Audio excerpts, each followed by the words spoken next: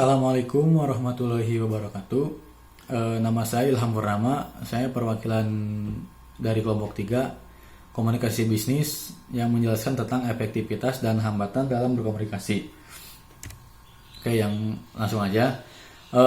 Apa sih itu hambatan? Hambatan adalah gangguan atau sesuatu yang menyangkut menghalangi dalam kelancaran. Nah, ini kita sangkut pautkan dalam komunikasi gitu kan. Nah, yang pertama itu ada hambatan fisik. Yang pertama, hambatan fisik itu apa sih? Jadi hambatan fisik itu kita berbicara atau kita berkomunikasi dengan lawan komunikasi kita, tapi lawan komunikasi kita itu mempunyai kekurangan gitu kan, atau bukan kekurangan sih, apa ya, seperti itulah. Nah, contohnya jika kita berbicara seperti ini, orang misalkan yang normal dengan normal juga gitu kan, kita menjawab bertanya apa, jawabannya pun pasti langsung dan ada jawabannya gitu kan. Nah, kalau misalkan kita mengenai hambatan fisik, kita lihat bagaimana sih hambatan fisik terjadi. Nah, hambatan fisik itu terjadi di seperti tunanetra, tunarungu, tunawicara, seperti itu. Jadi misalkan nih, tunarungu, mereka itu tidak bisa mendengar. Nah, bagaimana sih kita bisa berkomunikasi tapi dengan orang yang mengalami kurangnya pendengaran gitu kan? Ya mungkin kita bisa tepuk pundaknya, bertanya. Nah, dengan cara bagaimana? Mungkin ada cara gestur, mungkin ada cara memberitahukannya dengan simbol atau apa-apa. Sebenarnya bisa juga dengan tulisan, mungkin kan jika kita membawa pulpen dan kertas itu kan. Nah, seperti juga kita tunawicara. Nah, tunawicara itu tidak bisa berbicara gitu kan dengan fasih gitu kan. Bisa, tapi tidak bisa mengkomunikasikannya secara fasih seperti kita. Nah, hambatannya bagaimana? Kita bisa berbicara pada dia, bertanya, dia bisa mendengarnya, namun dalam menjawabnya dia mempunyai kesulitan pribadi gitu kan. Seperti kesulitannya itu dalam hal berbicara yang cakap gitu, misalkan saya adalah, jadi mungkin mereka tidak bisa sejelas itu gitu kan, mohon maaf gitu kan. Nah, yang kedua mungkin contohnya ada hambatan fisiknya di hambatan teknologi gitu kan. Nah, hambatan kecakapan teknologi tepatnya. Jadi hambatan kecakapan teknologi ini seperti kalian tahu, handphone sudah tidak asing di kalangan masyarakat Indonesia gitu kan. Nah, apa sih yang menjadi hambatan kecakapan teknologi dalam handphone? Nah, dulu kan handphone itu ya handphone jadul gitu kan, cininit atau handphone ya yang keypadnya berapa tuh sedikit gitu kan. Nah, belum QWERTY seperti sekarang, dan juga dulu hanya ada bisa nelpon dan bisa SMS itu kan. Mungkin kesini kecakapannya kan lebih sulit itu kan. Nah, ada berbagai handphone juga. Nah, mungkin kita sebagai orang awam mungkin kan pasti bakal bertanya-tanya, bagaimana sih handphone ini, cara mengoperasikannya, ini handphone apa sih, ini bagaimana, kenapa tidak ada tombolnya. Nah, mungkin bakal bertanya-tanya seperti itu. Nah, jika posisi kita di orang yang mengikuti zamannya gitu kan. Nah, kita tahu nih, oh dulu fiturnya seperti ini, nah sekarang bertambah jadi ada ini, tambah lagi ada ini lebih canggih gitu kan. Dulu mungkin berkomunikasi hanya bisa lewat telepon, halo-halo seperti itu kan, kirim pesan. Nah, mungkin sekarang sudah bisa lewat video call, sudah bisa lewat ya mungkin Zoom seperti sekarang gitu kan. Nah,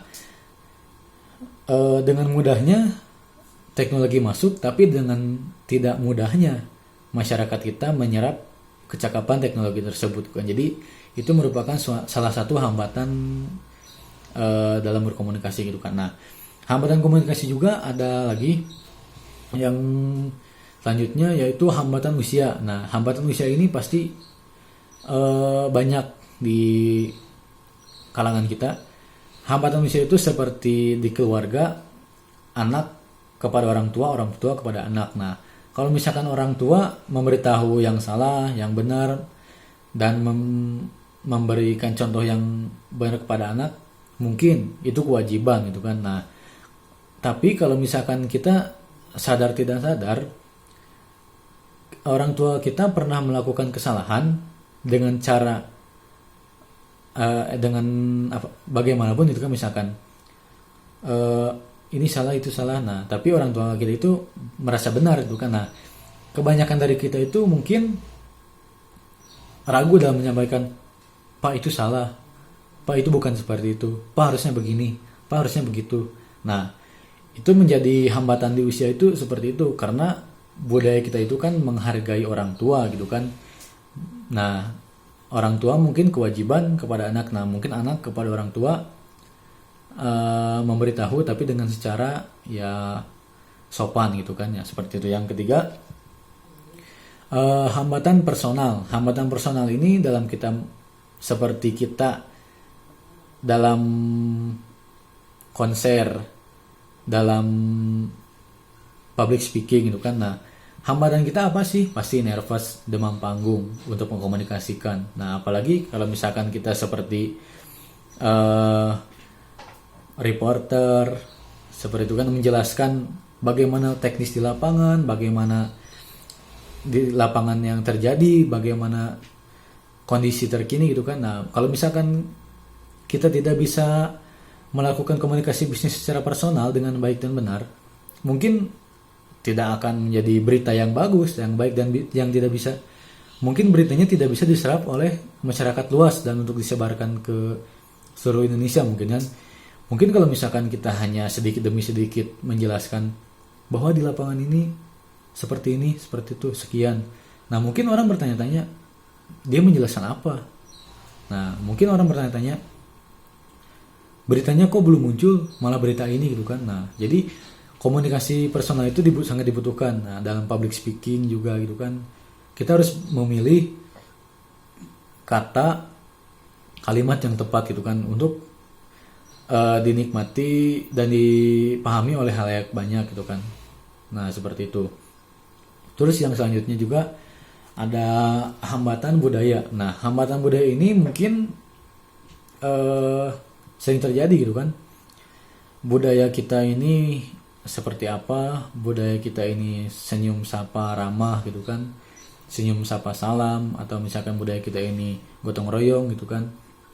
Datanglah budaya orang lain gitu kan, budaya barat misalnya. Dulunya kita ini budayanya tuh rakyatnya itu, warganya itu santuy gitu kan, berpakaian seperti apapun ya kita enjoy gitu kan. Nah, baiklah, sekiranya pakaian yang kita pakai itu bersih dan layak, kenapa tidak dipakai gitu kan. Nah, budaya sekarang ini kebanyakan milenial ya umumnya melihat itu fashion namanya.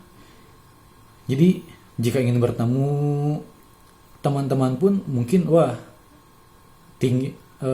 setinggi apapun derajatnya lah, seperti, jadi seberapa tinggi derajat kita itu diukur dengan fashion kita gitu kan, dengan barang-barang mewah kita gitu kan, dan apapun itu kan ya. Nah, jadi hambatan dalam budaya ini, boleh kita mengikuti budaya yang baru seperti fashion, komunikasi atau budaya-budaya barat, tapi tetap kita harus tahu bagaimana kita memposisikan budaya tersebut. Ya, mana mungkin gitu kan kita ke ladang memakai gaun, memakai high heels, itu kan nggak mungkin gitu kan. Nah, jadi mungkin itu hambatan dalam budaya. Nah, yang kedua, hambatan dalam lingkungan. Nah, mungkin dalam lingkungan wilayah kita dibudayakan membuang sampah atau membakar sampah pada tempatnya gitu kan. Tapi hambatan sekarang itu ya banyak masyarakat atau banyak orang-orang yang bodoh amat gitu kan. Buang di mana aja pun oke lah, yang penting terbuang gitu kan. Nah, seperti itu. Jadi hambatannya itu kita tidak bisa mensosialisasikan, dan kita tidak bisa mengingatkan mereka untuk membuang sampah pada tempatnya gitu di lingkungan kita. Nah, efektivitas itu apa sih? Efektivitas dalam komunikasi adalah suatu proses penyampaian pesan yang mampu mencapai tujuan isi pesan tersebut. Jadi ada jawaban, jadi kita bertanya ada jawaban. Nah, feedback atau reaksi sehingga pesan pun berhasil tersampaikan dan menimbulkan sebuah komunikasi yang disebut jawaban gitu kan. Jadi begitu kita bertanya ada jawaban itu kan. Nah, seperti itu. Dan pesan juga mungkin ada singkat, padat, dan jelas itu kan. Nah, dalam efektivitas komunikasi tersebut ada persepsi, ada keberhasilan TIK, dan kecakapan, kecocokan, pengendalian, kredibilitas itu kan. Kredibilitas. Nah, mungkin ada 6 contoh tersebut yang dijelaskan oleh kelompok kami gitu kan, kelompok 3. Ya mungkin untuk yang ingin bertanya boleh nanti di aplikasi Zoom, di grup WA ataupun di Google Classroom. Kami siap untuk menjawabnya insya Allah. Ya, mungkin sekian dari saya. Wabillahi taufiq wal hidayah. Wassalamualaikum warahmatullahi wabarakatuh. Sampurasun.